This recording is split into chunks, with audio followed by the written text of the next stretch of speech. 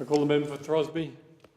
Deputy Speaker, the Labor government is working hard to assist people and businesses in the Illawarra to modernise, to protect jobs, current jobs, but also to prepare the region for the jobs of the future. Initiatives such as the Steel Transformation Plan, $300 million worth of assistance to the steel industry nationally, particularly BlueScope, which is headquartered in Port Kembla.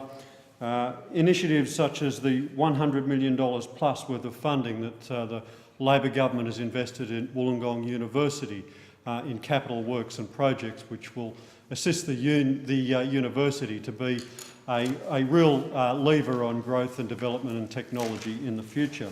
The Regional Development Australia Fund, over $12 million worth of projects, including $2 million worth of funds to local councils, recently announced by the Minister.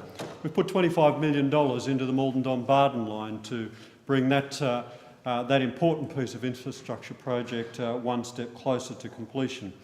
The Illawarra Regional Innovation and Investment Fund, a $30 million fund to attract and develop local businesses and create job opportunities, and over $136 million invested into capital works programs in local schools.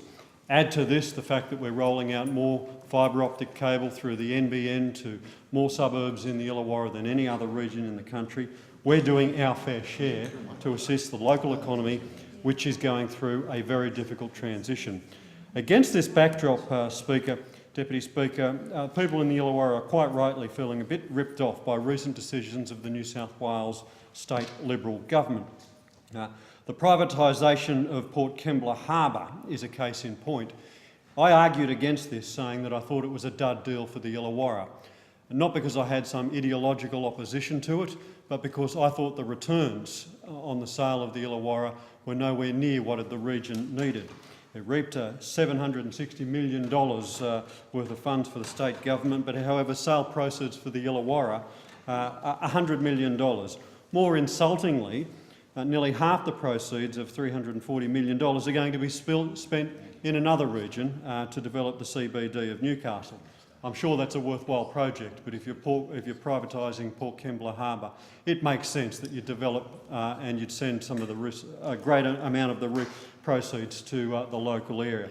I'm not surprised that over the last 48 hours, the Wollongong City Council councillors have voted to condemn the New South Wales Government for their decision. I'll be very surprised if Shellharbour Council, led by Mayor Marianne Saliba, don't act to do the same sorts of things. And the message to the New South Wales Government is come to the table, match what the federal government is doing in the interest of the Illawarra.